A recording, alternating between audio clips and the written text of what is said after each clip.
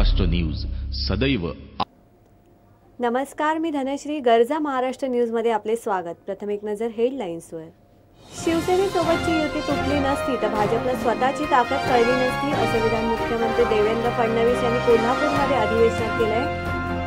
रिक्षा आणि टॅक्सीच्या भाड्यात प्रत्येकी 1 रुपया वाढ करण्याचा MMRTAने घेतला निर्णय आणि नागपूरचे देशातील वेगळेपण ठसठशीतपणे देशाच्या नकाशावर येणार दिसून। गरजा महाराष्ट्र न्यूज सदैव आपल्यासोबत। आता पाहूया सविस्तर वृत्त। कोल्हापूरमध्ये भाजप प्रदेश कार्यकारिणीचे अधिवेशन झाले। या अधिवेशनात मुख्यमंत्री देवेंद्र फडणवीसांनीही उपस्थिती लावली होती। शिवसेनेसोबत युती तुटली नसती तर भाजपला स्वतःची ताकद कळली नसती, असं विधान मुख्यमंत्री देवेंद्र फडणवीस यांनी या अधिवेशनात केले। 25 वर्षाची युती या विधानसभा निवडणुकीत तुटेल असं आम्हाला वाटलं नव्हतं, परंतु विधानसभेत भाजपला स्वबळावर 100हून अधिक जागा मिळाल्या। युतीतून वेगळे झालो म्हणून आम्हाला आमची ताकद कळली, असं देवेंद्र फडणवीस यांनी स्पष्ट केले। भाजपला छत्रपती शिवाजी महाराज आणि महाराष्ट्राच्या रयतेचा आशीर्वाद मिळाला, असंही मुख्यमंत्र्यांनी सांगितले। करवीर नगरी कोल्हापुरात भाजपच्या 3 दिवसीय अधिवेशनाला सुरुवात झाली आहे।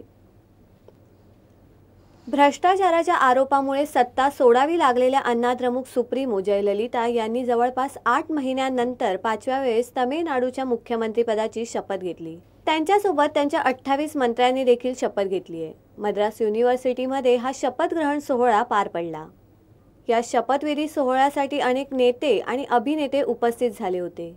भाजप नेते केंद्रीय मंत्री पोन राधाकृष्णन आणि सुपरस्टार रजनीकांत शपथ ग्रहण सोहळ्याच्या वेळी सहभागी होते। दहशतवादी संघटना म्हणून ओळख असलेल्या ISIS कडे येत्या वर्षभरात अण्वस्त्र उपलब्ध होण्याची शक्यता आहे। ISISने त्यांच्या दाभिक या मॅगझिनमध्ये हा दावा केला आहे। येत्या वर्षभरात पाकिस्तानकडून अण्वस्त्र खरेदी करून स्मगलिंगच्या माध्यमातून अमेरिकेत पाठवून तिथे अण्वस्त्र हल्ला करणार असल्याचं दाभिकमधील लेखातून इशारा दिला आहे। दाभिकमधील हा लेख फोटो जर्नलिस्ट जॉन कॅन्टली यांनी लिहिला आहे। जॉन कॅन्टली यांना 2 वर्षापासून ISISने ओलीस ठेवले आहे। कॅन्टली यांच्याकडून आतापर्यंत ISISने अनेक व्हिडिओ तयार करून घेतले आहेत।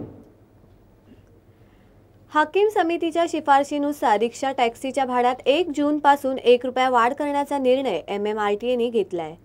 रिक्षा टॅक्सी भाडेवाढ जाहीर झाली असली तरी याची प्रत उच्च न्यायालयात सादर करणे राज्य शासनाला बंधनकारक आहे। सध्या उन्हाळ्याची सुट्टी सुरू असल्याने ही प्रत तुर्तास तरी न्यायालयात सादर होणे शक्य नाहीये। त्यामुळे 8 जूनला उच्च न्यायालयाचे कामकाज सुरू झाल्यानंतरच ही भाडेवाढ लागू होऊ शकते, असे RTOतील सूत्रांनी सांगितले। MMRTAने आता रिक्षा आणि टॅक्सीच्या भाड्यात प्रत्येकी 1 रुपया वाढ करण्याचा निर्णय घेतलाय। त्यानुसार रिक्षाचे भाडे 17 रुपयावरून 18 तर टॅक्सीचे भाडे 21 रुपयावरून 22 रुपये होणार आहे। 1 जूनपासून ही भाडेवाढ करण्यात येणार असल्याचे MMRTA कडून यापूर्वीच सांगण्यात आले आहे। मात्र ही भाडेवाढ न्यायालयीन सुट्टीमुळे लांबणीवर गेली आहे। 11 मे पासून सुट्टी पडली असून ती 7 जूनपर्यंत आहे। या संदर्भात सरकारी वकिलांकडूनही RTOला एक पत्र देण्यात आले आहे। 8 जूनपासून न्यायालय सुरू होत असून तेव्हा किंवा त्यानंतरच या याचिकेवर सुनावणी होईल। माओवादी असणं गुन्हा नव्हे असा निकाल केरळ हायकोर्टाने दिलाय। शिवाय माओवादी आहे म्हणून कोणालाही अटक करता येणार नाही, असेही केरळ हायकोर्टाने स्पष्ट केले। माओवादी तत्वज्ञान आणि भारतीय राज्यघटना यांची विचारधारा पूर्णपणे वेगळी असली तरीही माओवादी असणं हा गुन्हा ठरू शकत नाही, असे केरळ हायकोर्टाचे न्यायाधीश मुस्ताक यांनी एका खटल्याच्या सुनावणीत स्पष्ट केले। बेकायदेशीर प्रकरणात संबंध असल्याशिवाय कुणाही माओवाद्याला पोलीस ताब्यात घेऊ शकत नाहीत, असेही यावेळी त्यांनी स्पष्ट केले। माओवादी असल्याच्या संशयावरून अटक करण्यात आलेल्या श्याम बालकृष्णन यांच्यावरील खटल्यासंदर्भात न्यायालयाने हा निकाल दिलाय। बालकृष्णन यांना पोलिसांनी गेल्या वर्षी 20 मे रोजी अटक केली होती। त्यांच्यावर माओवाद्यांची दुचाकी चालवल्याचा आरोप होता। मात्र त्यांच्यावरील हा आरोप पोलीस न्यायालयात सिद्ध करू शकले नाही। त्यावरील सुनावणी दरम्यान केरळ हायकोर्टाचे न्यायाधीश मुस्ताक यांनी हा निकाल दिलाय। आसाममध्ये पॅसेंजर ट्रेन रुळावरून घसरल्याने भीषण अपघात झाला आहे। नदीच्या पुलावरून ट्रेनचे 5 डबे घसरले। या अपघातात कोणतीही जीवितहानी झालेली नाहीये।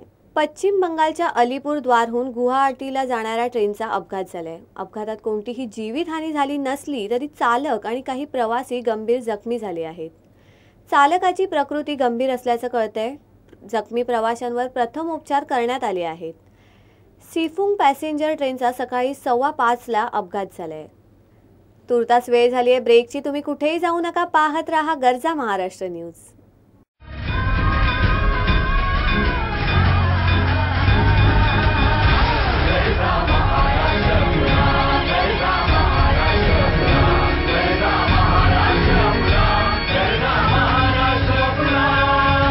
गरजा महाराष्ट्र न्यूज सदैव